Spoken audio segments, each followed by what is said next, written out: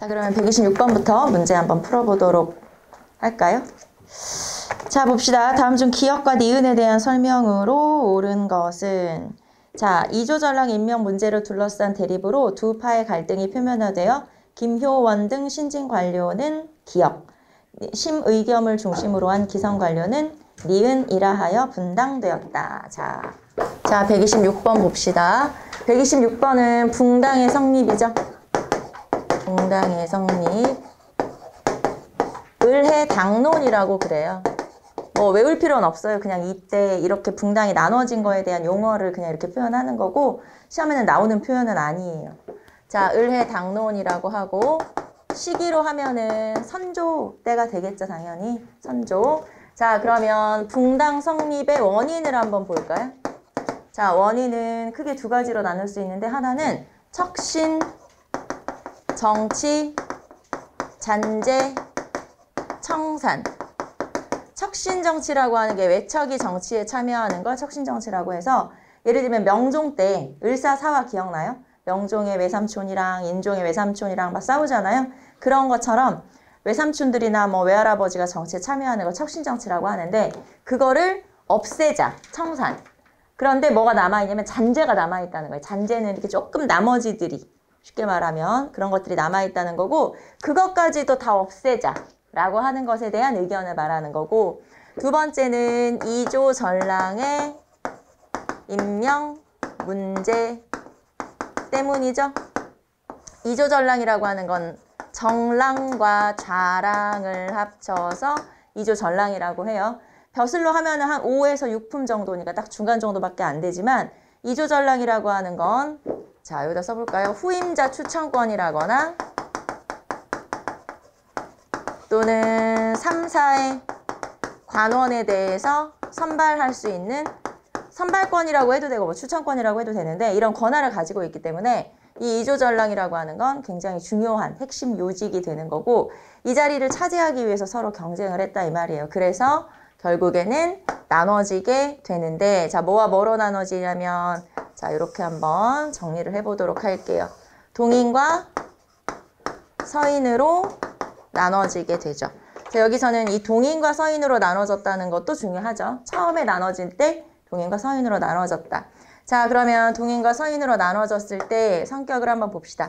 자, 중심 인물은 동인은 김효원, 거기 나오는 것처럼 동인은 김효원, 서인은 심의겸으로 나눠지고요. 자, 그 다음에 척신 정치에 대해서 청산 문제를 가지고 어떻게 나눠지냐? 동인은 강경파예요. 강경파라는 건 척신 정치를 싹 없애버리자. 그 다음에 서인은 온건파. 정치를 잘 하고 있는데 외척이라는 이유로 쫓아낼 수는 없다. 이렇게 주장을 하는 거고. 자, 그 다음에 뭐 성격이라고 표현했는데 뭐 그냥 아무튼 써봅시다. 동인은 신진 관료들이 되게 많아요. 동인은 신진 관료. 서인은 기성 사림. 그래서 여기다 사림이라고 씁시다. 신진 사림. 그 다음에 여기는 기성 사림. 이렇게 나눠지고. 자, 마지막으로는 학맥. 학맥이라는 건 어떤 사람들의 제자들이냐. 그런 어떤 학문적인 성향이죠. 자, 동인은 이황. 그리고 서경덕. 조식의 계열이에요. 자, 그 다음에 서인은 이이. 성혼의 계열들이죠. 그래서 이렇게 구분할 수 있다. 자, 그러면 우리는 동인과 서인으로 나눠졌고 자, 그럼 여러분 제시문 한번 보시면은 자, 기역 여기 자, 기역이 동인이죠? 여기가 기역 동인 그리고 니은이 서인 동인과 서인으로 나눠졌다고 했으니까 자, 그러면 제시문 한번 보도록 할까요? 1번 기역은 대체로 이이와 성혼의 학맥을 이었다. 기역이 아니라 니은에 해당하는 거죠. 네, 그래서 1번 틀렸고 2번 니은이었던 정열입이 모반을 일으켜 기축곡사가 발생하였다. 자, 니은이었던 정열입이 반란 일으켰다라고 했는데 자, 여기다 또 써볼까요? 자, 이번에는 동인이 분화되는 과정이에요. 동인의 분화. 자, 그래서 동인의 분화의 원인. 자, 동인의 분화의 원인은 첫 번째 정열입의 모반 사건이죠. 정열입의 모반 사건. 이거를 기축옥사라고 그래요. 정여립의 모반 사건을 기축옥사라고 하는데, 자, 그러면 요 정여립이라고 하는 사람이 원래는 서인이었어요. 그런데 동인으로 바꾼 뒤에 반란을 일으키게 돼요. 그래서 여러분 교재에 보시면 그 2번 지문 다시 볼게요. 자, 정여립이 모반 사건을 일으켜 기축국사가 발생했다라고 했는데, 정여립이 동인이었을 때 반란 일으켰냐, 서인이었을 때 반란 일으켰냐 이거예요. 자, 언제 반란 일으켰냐면 동인으로 바꿨을 때 반란 일으켰어요. 그러니까 여기서는 서인이었던이 아니라 동인이었던 이라고 해야 맞아요. 물론 이 제시문이 조금 애매하긴 하죠. 그러면 원래는 서인이었잖아. 그렇게 또 말을 할 수가 있죠. 하지만 이제 여기서 출제자의 의도는 그거겠죠. 내가 정여립이 누구였을 때, 동인이었을 때냐 서인이었을 때냐, 반란 일으켰을 때가 언제냐. 언제? 동인이었을 때 반란 일으켜. 그러니까 동인인 정여립이 반란 일으켰다. 이렇게 말을 하는 게 맞죠. 알겠죠? 네, 그래서 제시문이 조금 애매하긴 한데, 그래가지고 실제로 이 시험이 출제됐을 때 약간 좀 말이 있었어요. 이거 뭐 어쩌라는 거야, 이거 그러면 이거 맞는 거 아니냐 이런 말이 있었지만 받아들여지지 않았다는 거예요. 왜냐면 출제 의도가 명확하기 때문에. 그래서 요건 이제 EJ가 받아들이지 않았었던 문제다라고 볼 수 있죠. 자, 어쨌든 동인이었던 이라고 해야 맞겠죠? 동인일 때라고 하는 게 정확한 표현이고. 자, 그래서 2번도 틀린 설명. 3번. 임진왜란 시기의 의병활동을 니은이 주도하였다. 자, 여기서 이제 마저 봅시다. 자, 그러면 동인이 어떻게 나눠지게 되냐. 자, 동인, 그리고 하나 더 있죠, 원인이. 자, 하나는, 세자, 건저의 문제. 세자, 건저의는 세자를 누구로 책봉할 것인가의 문제예요. 이거 마저 설명하고 그 다음 제시문 갑시다. 세자를 누구로 책봉할 것이냐. 이 당시에 선조의 아들들 중에 누구로 세자를 참을 것이냐. 자, 그래서 요 세자 건저의 문제 때문에 결국에는 정철이 미움을 받게 돼요. 원래는 선조는 광해군이 마음에 안 들었는데 정철이 광해군을 밀었기 때문에 쫓겨난 거거든요. 그래서 정철이라고 하는 서인이에요. 정철의 처리 문제. 정철을 어떻게 처리할 것이냐. 말 그대로 죽여버려 아니면 살려줘. 요거죠. 강경파, 온건파로 나눠져서. 자, 그래서 동인이 어떻게 나눠지냐면 남인과 북인으로 나눠지는데, 남인은 온건파. 그러니까 정철을 살려두자. 북인은 강경파 정철을 죽여버리자. 이렇게 나눠지고, 그 다음에 이제 항맥으로 나누면 남인은 이황의 문인들, 계열들, 그 다음에 북인은 조식과 서경덕의 문인들, 이렇게 나눠져요. 그래서 남인과 북인으로 나눠졌다라는 것까지 보고, 자, 그 다음에 우리는 3번 제시문으로 가볼게요. 자, 그러면 임진왜란 의병활동, 임진왜란 시기 의병활동을 주도했던 붕당은 어디냐? 북인. 여기 북인, 조식의 제자들인 북인이죠. 자, 그래서 3번 틀렸고, 4번. 기역은 정철의 처리 문제를 둘러싸고 강경파와 온건파로 분열하였다. 기역은 동인이었죠. 동인은 정철의 처리 문제를 두고 강경파인 북인과 온건파인 남인으로 나눠졌다. 알겠죠? 그래서 동인에 대한 설명으로 맞는 거죠. 자, 그러므로 이 중에서 옳은 것을 골라라. 정답은 4번 체크하시면 되겠죠.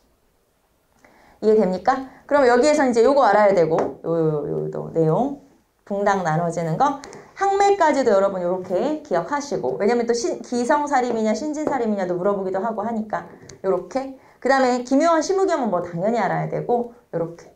그 다음에 동인이 나눠지게 된 계기도 한번 정리해보시면 되겠고, 이 중에서 광해군 때 정권을 차지했던 사람들은 북인이라는 것도 한번 정리해보시면 되겠죠. 자, 그래서 붕당의 성립과 관련된 내용이었어요. 자, 그래서 126번의 정답은 4번이었고요. 127번 갑시다. 자, 다음 사건이 일어나 왕의 재위기간에 대한 설명으로 옳은 것은, 자, 임꺽정은 양주백정으로 성품이 교활하고 날래고 용맹스러웠다. 그 무리 수십 명이 함께 다 날래고 빨랐는데 도적이 되어 민가를 불사르고 소와 말을 빼앗고 만약 한거하면 몹시 잔인하게 사람을 죽였다. 경기도와 황해도의 아정과 백성들이 임꺽정의 무리와 은밀히 결탁하여 관에서 잡으려 하면 번번이 먼저 알려주었다. 그래서 잘 잡히지 않다가 결국에는 이제 토포사를 보내요. 쉽게 말하면 이제 토벌대를 보내서 황해도 구월산에 숨어있던 그 세력들, 숨어있다고 표현이 좀 그렇지만 아예 산에서 이렇게 이제 뭐라고 해, 근거지를 마련하고 자기들끼리 한 마을처럼 이렇게 살고 있었는데 그 중에 한 명이 배신을 해요. 그래서 결국에는 그 배신한 사람 때문에 이 세력이 다 이제 잡히게 되는 뭐 그런 일이 요 뒤에 사료에 전해지죠. 자, 그러면 임꺽정을 말한다. 자, 임꺽정 하면은 우리는 어느 왕이구나? 명종이구나. 네, 무조건 명종이지. 그래서 임꺽정 하면 명종, 요거 기억하시면 되고, 이렇게 임꺽정을 제시하고 명종 물어보는 문제 잘 나옵니다. 그래서 임꺽정 나오면 아, 명종이구나 라는 거. 그리고 이 임꺽정은 백정 출신, 알죠 여러분? 백정 출신이라는 것도 한번 떠올려 보시고, 자, 그러면 명종 시기에 있었던 일이 뭐냐라고 물어봤네요. 자, 그럼 명종에 대해서 한번 정리해 봅시다. 명종이 왕이 되자마자 외척들끼리의 다툼으로 사화가 일어나요. 그게 무슨 사화? 을사사화. 그렇죠. 을사사화가 일어나고, 을사사화라고 하는 건 명종의 외척과 인종의 외척. 그래서 소윤, 대윤의 싸움이죠. 그 다음에 두 번째, 이 명종은 배다른 형이, 나이 차이 많이 나는 형이 죽고 나서 갑작스럽게 사망을 했죠. 인종이라는 왕이 죽고, 명종은 굉장히 어릴 때 왕이 됐어요. 10대 시절에. 그러니까 엄마인 문정왕후의 수렴청정이 있었어요. 자, 그러니까 엄마가 정치를 대신 해줬다. 요 문정왕후가 또 만만치 않은 여자잖아요. 제가 한번 그런 얘기 했었나요? 우리가 왕비 이름을 알고 있지. 그럼 다 이상한 여자들인 거야. 왜냐면 우리가 왕비 이름을 알 수가 없어. 근데 이렇게 유명한 왕비들이 있다? 다 이상한 거야. 그게 뭐 좋은 쪽으로든 나쁜 쪽으로든 다 이상한 거야. 우리 알고 있는 왕비 이름 몰라? 문정왕후밖에 몰라? 명성왕후도 알잖아. 명성왕후. 도 좀 이상해. 우리가 무슨 뭐 국모 막 일본한테 살해를 당한 죽음이 안타까워서 그렇지 사실은 이상해. 요 문정왕후 좀 그래. 그 다음에 인수대비라고 있어요. 인수대비 누구냐면 연산군 할머니. 그래서 연산군 밀어서 죽여버리는 그 인수대비도 있어. 또 좀 이상해. 그러니까 다 우리가 왕비 이름을 알고 있다? 그럼 다 이상한 거야. 정순왕후, 영조의 60살 어린 와이프가 있었어요. 거기도 좀 이상해. 거기도 좀 이상하지. 그래서 다 좀 이상해. 우리가 뭐 옹주 이름 알고 있다. 화완옹주 이상해. 다 뭔가 좀 문제가 있거나 뭔가 좀 행적이 좀 별로거나 그러니까 우리가 이름을 알고 있는 거지 왕비 이름을 알 수가 없어요. 예를 들면 뭐 인현왕후처럼 좀 불쌍하다? 뭐 그럴 수는 있지. 그런데 이렇게 좀 왕비 이름을 안다? 다 이상한 건데 자 그럼 문정왕후가 수렴청정을 했는데 이 문정왕후는 불교에 심취해 있었어요. 그래서 이 문정왕후 때문에 불교가 중흥했던 시기이기도 하죠. 자 그래서 보우라는 승려를 등용을 하고 그리고 승과가 부활됐으니까 뭐 승과 부활되면 말 다 했죠. 불교 억불정책인 나라에서. 그래서 승과가 부활됐던 시기이기도 하고 자 그 다음에 이 명종 때 있었던 사건 중에서 을묘외변이라는 사건이 있었어요.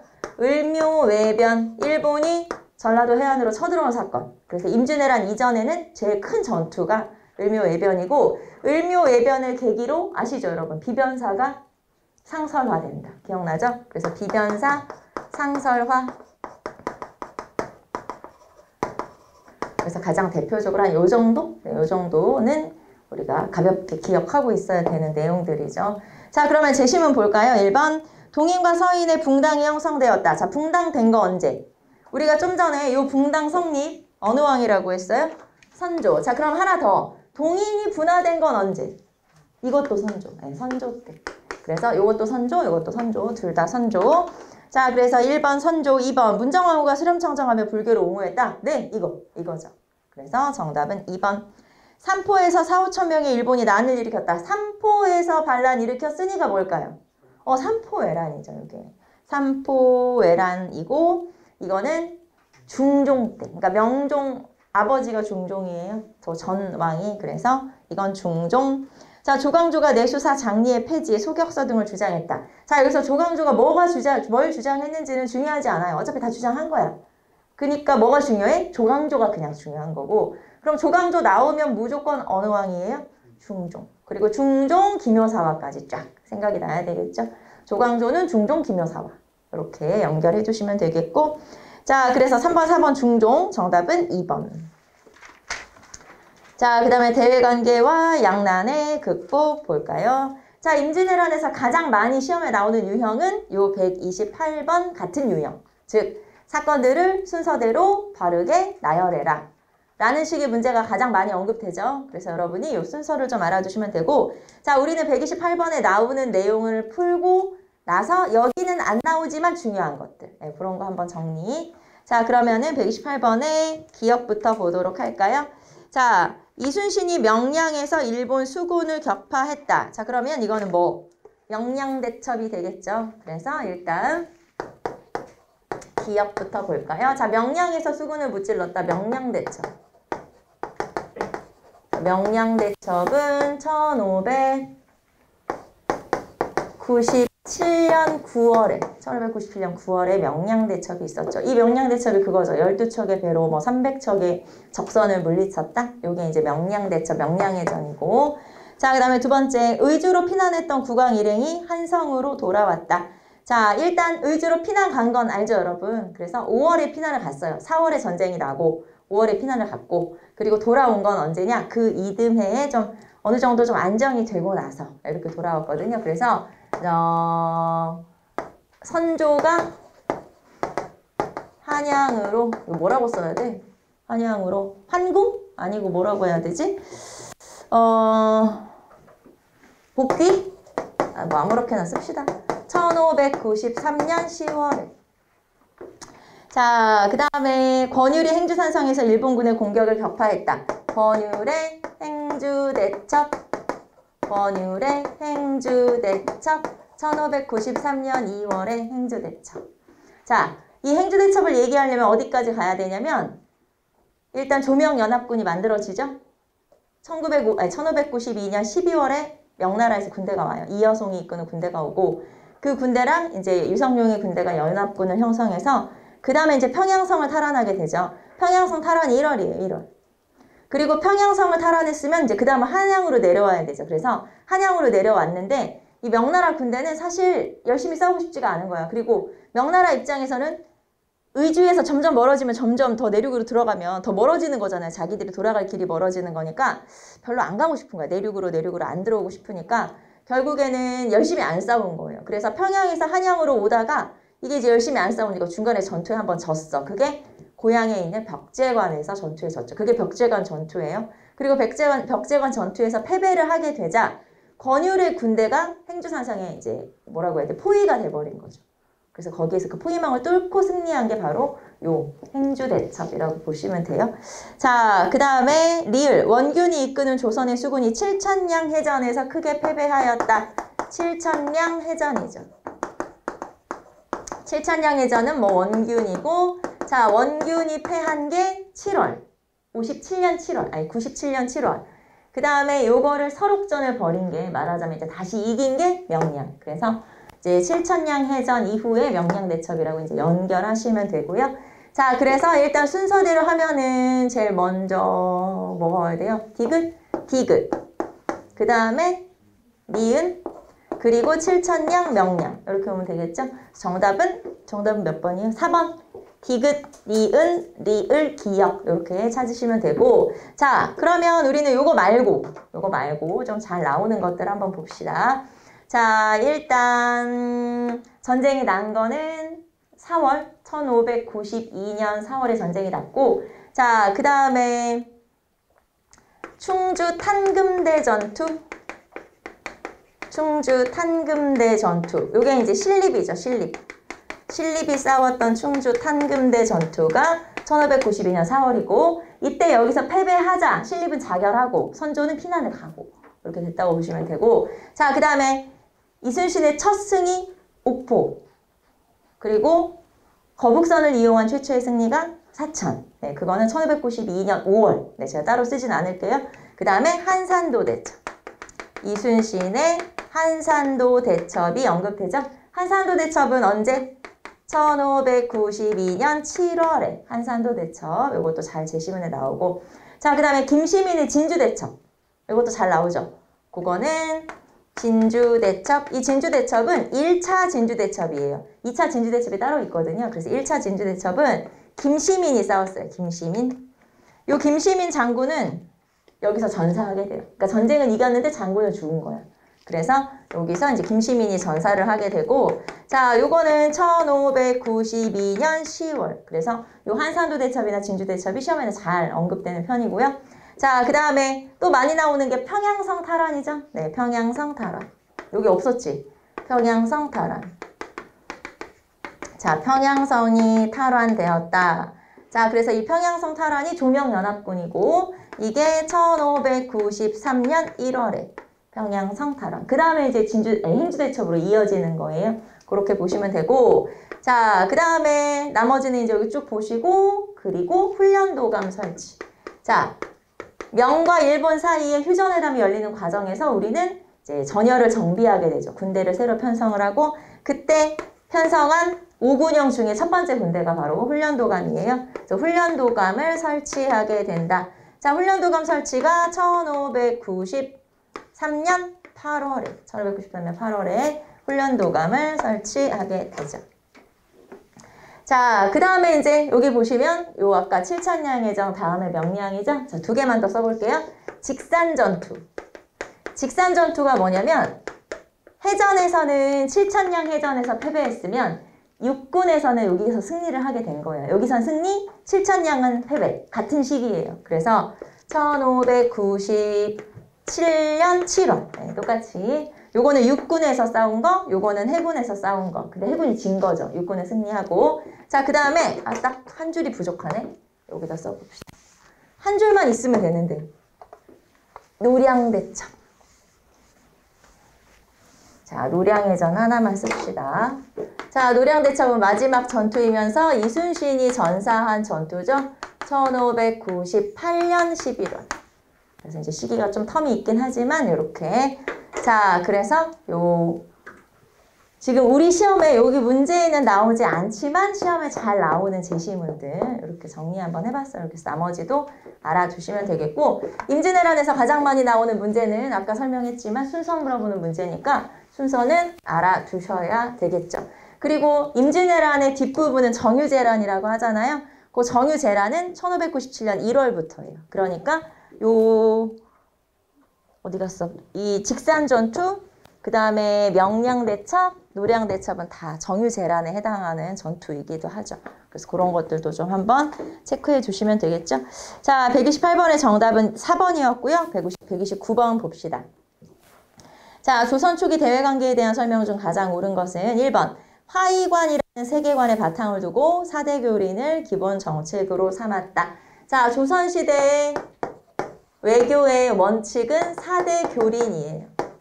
조선시대 외교의 원칙은 사대교린이죠. 사대는 큰 나라를 섬긴다라고 하는 거고, 이 사대에 해당하는 나라는 명나라. 그렇다고 해서 우리가 사대니까 명나라가 우리를 막 속국처럼 막 그랬다라고 생각하시면 안 되고, 여기서는 자주적, 문화적 실리를 추구하면서, 경제적, 문화적 실리를 추구하면서 적당히 이제 동아시아 질서를 유지하는 그런 형태였다고 보시면 되니까 이런 거예요. 형님으로 섬기긴 하지만 시킨 대로 다 하진 않는, 우리 자주성을 또 지키는 그런 정책이었다고 보시면 되고, 교리는 여진과 일본에 대한 정책이라고 보시면 되고, 이 교린이라고 하는 게 화전양면 정책이죠. 화전양면 정책. 자, 화전양면이라는 게 강경책과 회유책을 같이 쓰는 거예요. 자, 회유책과 강경책을 같이 쓰는 거다. 요거를 우리가 화전양면 정책이라고 해요. 자, 그러면 1번 다시 볼게요. 화의관이라는 세계관의 바탕을 두고 사대교린을 기본 정책으로 삼았다. 맞아요. 두 번째, 북진정책 하에서 고구려 고토의 회복을 도모하였다. 일단 북진정책 고구려 영토 회복은 고려. 당연히 이건 조선하고 아무 상관없죠. 3번, 일본과 여진에 대해서는 무력 진압을 위주로 했다. 자, 무력 진압만 한 게 아니라 회유책과 강경책을 같이 했어요. 자, 4번에 동아시아 국가와는 동남아시아 국가와는 교류가 없었다. 자, 동남아시아 국가 중에서 류큐, 시암, 자와 등과 교류했었죠. 특히 류큐하고는 좀 가깝기 때문에 여기하고는 불상이라든가 불경이라든가 이런 것들을 전래해주기도 했어요. 그러니까 우리가 문화 전래를 해주기도 했었다. 그게 바로 류큐, 지금의 오키나와라고 보시면 되겠죠. 자, 그래서 129번의 정답은 1번 체크하시면 되겠고. 자, 그 다음에 일본하고의 외교는 두 가지의 형태를 띠고 있다고 보시면 돼요. 일본하고의 외교는 그냥 우리가 여기 일본하고는 화전양면정책, 회의책, 강경책이라고만 알고 있지만 실제로는 우리가 일본 정부하고 직접 외교를 잘 하지는 않아요. 우리는 대마도하고 외교를 하는 거죠. 그러면 대마도는 정부의 약간 지방정부 같은 거잖아요. 그러니까 지방의 여러 가지 속국들 중에 하나라고 생각하시면 되고, 그러니까 우리는 일본과 대놓고 직접 교류를 하긴 하지만 자주 하진 않고 우리는 주로 대마도와 교류하면 그 대마도가 정부와 교류하는 이런 형태를 띠고 있어요. 기미교린이라고 하거든요. 그래서 이제 이런 외교를 또 띠고 있다는 것도 살짝 알아주시면 되겠죠. 자, 그래서 129번에 1번이었고요. 130번 볼까요? 다음 밑줄치 왕의 정책으로 옳은 것은, 자, 왕은 배은망덕하여 천명을 두려워하지 않고 속으로 다른 뜻을 품어 오랑캐에게 성의를 베풀었다. 김인현 오랑캐를 정벌할 때는 은밀히 강옥립을 시켜 동태를 모아 행동하게 하였다. 우리를 오랑캐와 같은 금수가 되게 하였으니 어찌 그 통분함을 다 말할 수 있겠는가. 자, 여기에서 왕은 광해군이겠죠. 자, 그 다음에 그 중에 첫 번째 줄 끝에 오랑캐에게 성의를 베풀었다. 오랑캐에게 성의를 베풀었다 라고 하는 문장이 있어요. 자, 만약에 여기에 밑줄이 쳐 있고 다음과 같은 일이 뭐냐 라고 물어본다면 그냥 한마디로 말하면 우리는 중립외교구나 이렇게 떠올리시면 되겠죠. 이게 오랑캐에게 성의를 베풀었다가 뭐냐면, 자, 명과 후금 사이에 요 중립외교라는 게 명과 후금 사이에 분쟁이 일어났을 때 이 명나라에게 조선에서 원병을 보내주는데 이 원병이 열심히 싸우지 않고 후금에게 항복한 걸 말하는 거잖아요. 그걸 우리는 그냥 통틀어서 중립외교라고 표현을 하는 거고, 자, 그래서 명의 의리를 지키면서 후금의 미움을 좀 덜 받는 이런 정책이 바로 요 정책이고, 그게 바로 여러분 거기 나오는 1619년에 있었던 전투. 요게 이제 명칭은 부차전투라고 하거든요. 우리가 그런 명칭으로 시험에 나오진 않지만 부차전투라고 하는 전투에 강옥립을 파견하면서 강옥립한테 네가 향배를 봐서 잘 결정해라. 그랬더니 강옥립이 딱 보니까 명나라 망하게 생겼지. 그래서 후금한테 항복했잖아요. 요거를 이제 전체적으로 오랑캐에게 성의를 베풀었다. 즉 중립외교라고 우리가 한마디로 얘기할 수가 있는 거죠. 중립외교를 말하는 거고, 자, 그러면 이 왕의 정책으로 옳은 것은 뭐냐? 자, 광해군의 정책으로 옳은 것은 그랬죠? 요 광해군의 정책으로 잘 나오는 게 일단 여기다 써볼까요? 일단 대동법. 제일 많이 나오는 게 대동법. 그 다음에 동의보감 편찬. 동의보감 편찬. 자, 그 다음에 이제 중립외교. 요런 거 나오죠. 중립외교라든가 요런 것들이 좀 많이 언급되니까 한번 보도록 할까요? 자, 1번 친명배금 정책을 추진했다. 친명배금 정책은 광해군을 쫓아낸 인조 때. 자, 중립외교에 반대되는 정책을 실시하면서 무조건 명하고만 친하게 지내는 친명배금 정책을 실시하고, 이 친명배금 정책이 원인이 돼서 정묘란이 일어나게 되는 거죠. 자, 그 다음에 두 번째, 왜구의 근거지인 대마도를 토벌했다. 자, 대마도를 토벌한 건 언제? 세종, 이종무. 네, 세종 때 이종무로 하여금 대마도를 토벌하게 하죠. 자, 3번, 여진을 정벌하고 사군육지를 설치했다. 여진 정벌한 것도 세종. 그쵸, 세종. 그래서 자, 사군육지 나왔으니까 여기다가 한번 잠깐만 설명하고 넘어갈게요. 자, 우리나라가 있다고 칩시다. 여기가 백두산이고요. 자, 여기다가 육진을 설치하고 여기다가 사군을 설치했어요. 바뀌었다. 여기다가 사군을 설치하고 여기다가 육진을 설치했어요. 그래서 자, 육진은 두만강 방면이고 그 다음에 사군은 압록강 방면이에요. 그리고 사군을 설치한 사람은 최윤덕, 그 다음에 육진을 설치한 사람이 김종서. 그래서 원래는 한 요 정도 있었던 국경선을 요만큼 넓히게 되는, 그래서 압록강과 두만강을 경계로 하는 국경선을 확립한 게 바로 세종인 거죠. 자, 그래서 여기는 세종. 자, 4번. 명과 후금 사이에 중립외교로 대처했다. 네, 요게 광해군이죠. 그래서 광해군 보시면 제일 많이 언급되는 게 대동법, 그 다음에 동의보감 편찬, 중립외교, 이런 거 제일 많이 언급하니까 한번 봐두시면 되겠죠. 자, 그래서 그 다음에 하나만 더. 살제 폐모. 결국에는 나중에 살제 폐모가 원인이 돼서 쫓겨나게 되죠. 도덕적, 유교적 약점을 얘기하는 거고요. 자, 그래서 130번. 자, 그 다음에 131번 봅시다. 자, 밑줄친 대의를 이루기 위해 효종이 한 일로 옳은 것은. 자, 병자년의 일이 완연히 어제와 같은데 날이 저물고 갈 길은 멀다고 하셨던 성조의 하교를 생각하니 나도 모르게 눈물이 솟는구나. 자, 사람들은 그것을 점점 당연한 일처럼 잊어가고 있고 대의에 대한 관심도 점점 희미해져 북녘 오랑캐를 가죽과 비단으로 섬겼던 일을 부끄럽게 생각하지 않고 있으니 그것을 생각한다면 그 안이 가슴 아픈 일인가. 자, 그러면 여기서 첫 번째 줄에 병자년의 일이 안타깝다라고 했어요. 뭘까요? 병자년의 일이. 병자호란을 지금 안타깝다고 얘기하는 거겠죠? 그래서 병자호란을 얘기하는 거고, 자, 그러면은 병자호란이라는 게 우리가 후금에게 항복을 한 거잖아요. 그럼 이제 그것에 대한 복수를 말하는 거죠. 그래서 그것에 대한 복수가 대의. 그런데 그 대의가 지금 잊혀져 가고 있다. 되게 안타깝다라고 하는 거죠. 그래서 여기서는 대의가 바로 북벌운동을 얘기하는 거죠. 북벌운동을 얘기하는 거예요. 자, 북벌운동은 우리나라에 크게 두 번 있었어요. 한 번은 효종, 한 번은 숙종. 자, 효종 때의 북벌은 서인. 그래서 송시열, 송준길 등. 자, 그 다음에 이 효종 때 북벌은 어영청을 확대하면서 이제 전개를 하죠. 뭐 무기나 성곽을 수리하면서. 자, 그리고 숙종 때의 북벌은 남인. 그래서 여기서는 허목, 그 다음에 윤휴 등이 주장을 하게 되죠. 자, 그리고 요 남인은 도채찰사를 설치해요. 도채찰사를 설치하고, 도채찰사라고 해서 관청을 하나 설치해가지고, 그리고 이제 군사를 강화시켰고, 그 다음에 대흥산성을 축조하고. 자, 요런 것들이 바로 숙종과 효종의 북벌인데, 시험에는 여러분 다 아시잖아요. 시험에는 이 중에서 효종 때의 북벌이 사실은 더 많이 나오죠.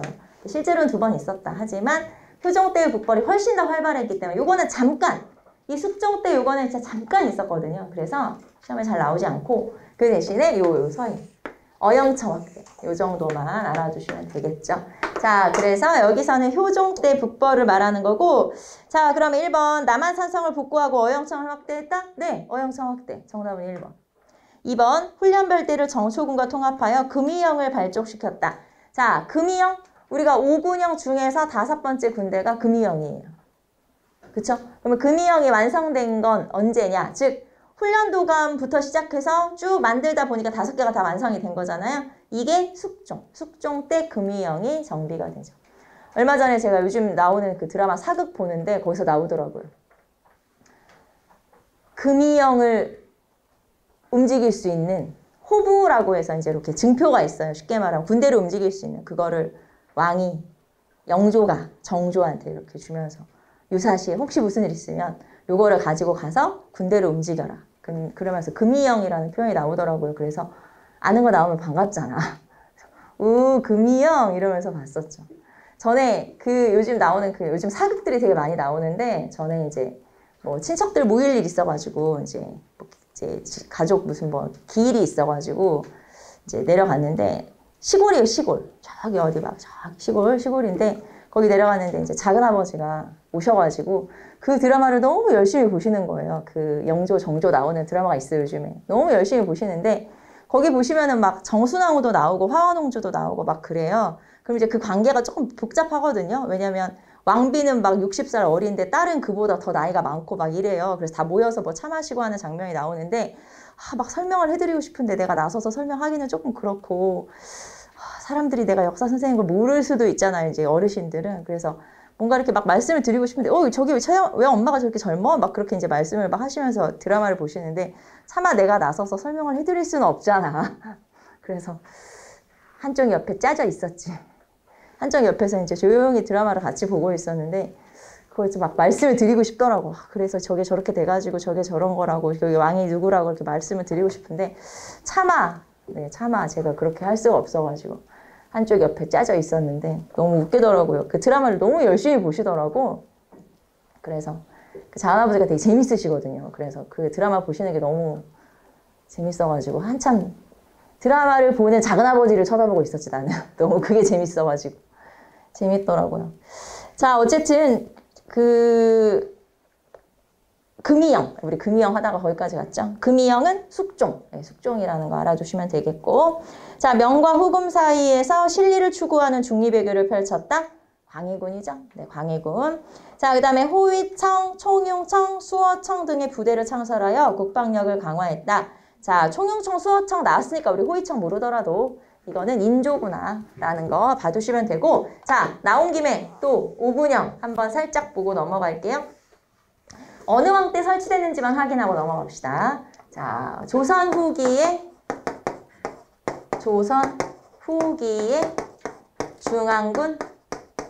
자, 조선 후기의 중앙군이잖아요. 그래서 5개가 있었는데 맨 처음에 만들어진 게 훈련도감이죠. 훈련도감은 3조 때 만들어졌고, 자, 특징은 삼수병, 네, 삼수병으로 이루어졌죠. 포수, 사수, 살수. 자, 그리고 장번금요병, 장번금요병이라는 건 직업군인이라는 뜻이에요. 그래서 이 2개가 특징. 자, 그 다음에 어영청, 자, 그 다음에 총용청, 수어청. 자, 전부 다 인조 때 만들어졌고요. 지금 제가 쓴 게 순서예요. 그래서 혹시 순서 물어보는 문제 나오면 어영청, 총용청, 수어청 순서대로 이렇게 되어 있다는 거. 그래서 인조, 그리고 인조. 자, 어영청 같은 경우는 만들어진 거는 인조 때 만들어졌지만 우리 금방 살펴봤던 북벌의 본영, 북벌의 핵심 군대. 그래서 북벌의 핵심 군대로 활용됐던 게 어영청. 총용청은 북한산성에 배치돼요.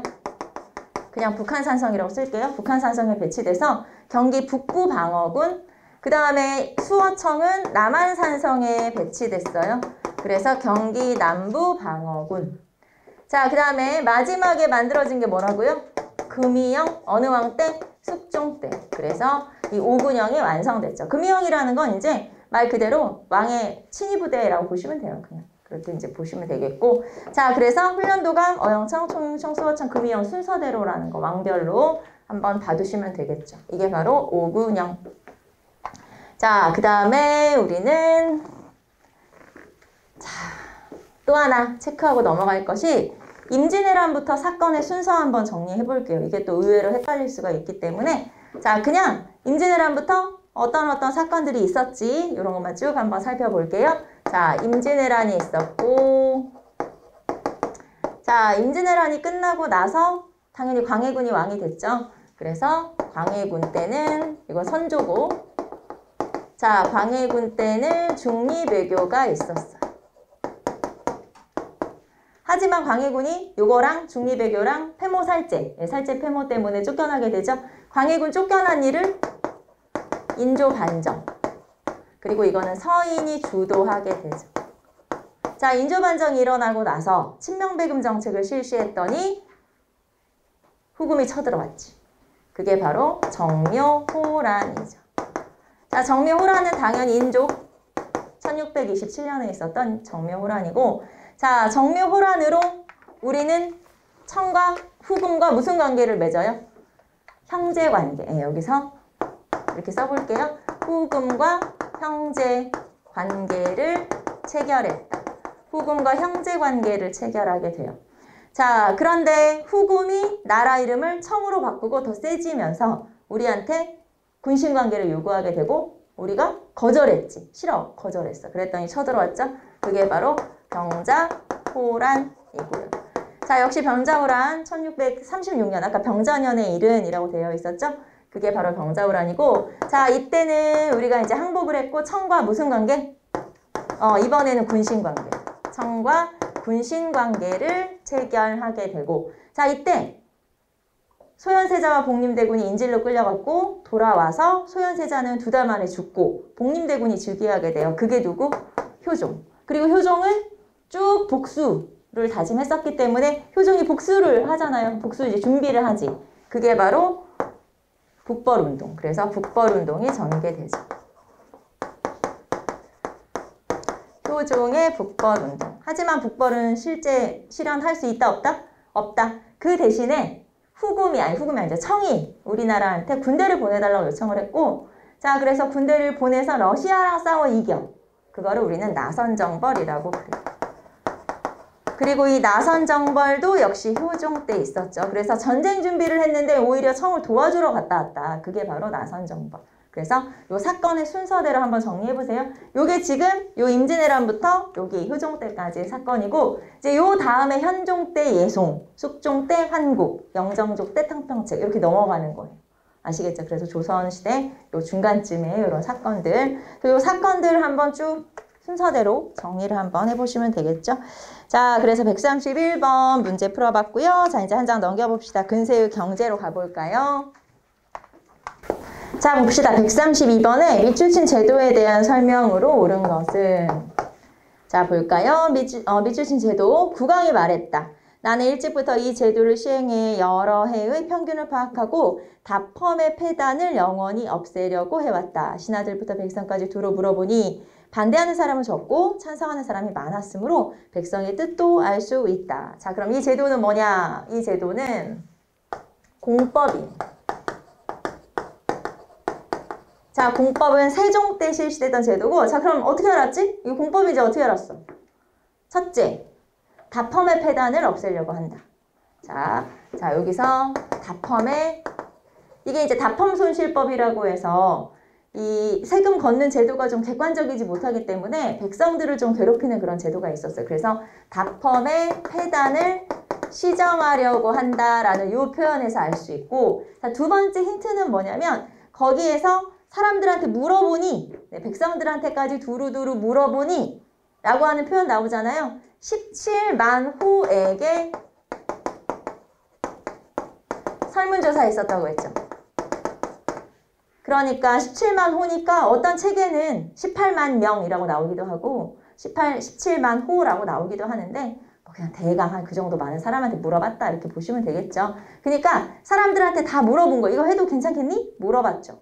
심지어는 세종은 경복궁 앞에 나가서 백성들하고 이렇게 소통을 하기도 했었다고 해요. 그래서 그 정도로 이렇게 물어봤더니 다 좋다고 하던데 이렇게 된 거죠. 그래서 이 제도가 바로 공법이구나. 자, 그러면 공법이라고 하는 게 뭐냐면 이제 배경이 이렇게 되는 거고, 자, 그러면 공법의 내용은 뭐냐면 연분 구등법, 전분 육등법.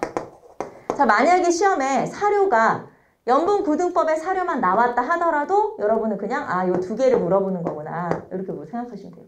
왜냐면 이거 묶어서 공법이라고 하기 때문에 시험에 만약에 연분 구등법만 제시됐는데 선지에는 전분 육등법이 나왔다? 괜찮아요. 그냥 공법이라고 생각하고 문제를 푸시면 되니까. 무슨 말인지 알겠죠? 그래서 물론 둘 중에 어떤 걸 물어보는지 조금 더 디테일한 문제가 나올 수도 있지만 대체적으로는 그냥 세종 때 공법 이렇게 해서 요거나 아무거나 물어보는 경우가 있어요. 그래서 제시문이 이걸로 제시되더라도 답이 이거일 수 있으니까 별로 상관이 없다 이 말이죠. 자, 그래서 연분구등법이고 이거는 풍흉을 고려해서 최고 20도에서 최하 4도까지 차등 지급하는 거, 차등 부과하는 거. 자, 풍흉을 고려해서 최고 20도에서 최하 4도. 제가 그냥 간단하게 썼고. 자, 그 다음에 전분 육등법은 비옥도에 따라서 1등전부터 6등전까지 나누는 거죠. 자, 그리고 여기에서는 수등이척제, 알죠 여러분? 수등이척제. 측량할 때 줄자를 여러 개 쓴다. 그래서 수등이척제를 적용한다라는 것도 알아두시면 되겠죠. 자, 그래서 연분 구등법, 전분 육등법을 우리가 공법이라고 하고, 자, 그러면 이 제도에 대한 설명으로 옳은 것은, 자, 1번 토지의 비옥도에 따라 조세를 차등 징수하였다. 비옥도에 따라 나누니까 전분 육등법을 말하는 거지만 이거는 공법이다라고 했죠. 그래서 1번 맞고요. 2번, 그럼 나머지 제시문도 여러분 지문으로 잘 나오는 거니까 뭘 말하는지 한번 체크해 볼게요. 1번, 자, 2번 풍요에 상관없이 1결당 4에서 6도를 조세로 징수했다. 자, 2번은 뭘 말하는 걸까요? 자, 여기서는 지금 풍요에 따라서 세금을 걷는 거죠. 근데 이게 말이 간단해서 그렇지 진짜 복잡하거든요. 그러니까 야, 다 필요 없고 그냥 딱 고정시켜. 사도로 딱 고정시켜. 그게 바로 영정법이에요. 그래서 영정법은 인조 때 실시됐던 제도예요. 자, 그런데 이 영정법 실시에서 효과 1도 없다고 했죠? 결국에는 지주들만 세금 줄여준 거나 마찬가지고 이 당시에는 양반들이 대부분 지주고 백성들은 뭐 땅이 없으니까 백성들한테는 별다른 효과가 없었다. 도움이 안 됐다라고 하는 거고 자, 토지 소유자에게 1결당 미국 12두를 조세로 징수했다. 자, 미국 12두나 아니면은 옷감이나 아니면 돈으로 특산물로 내던 것을 그런 걸로 내라. 이게 대동법이죠. 자, 대동법은 광해군 때부터 광해군이 대동법 안 했으면 어쩔 뻔했어. 훌륭한 왕으로 기록 안 됐을 수도 있겠지.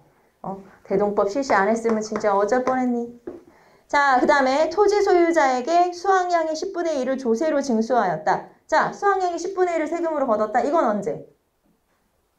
이건 공법 실시 이전의 제도라고 보시면 돼요. 그냥 무조건 10분의 1씩 내라. 그래서 이거는 그냥 조선 초라고 해도 되고요.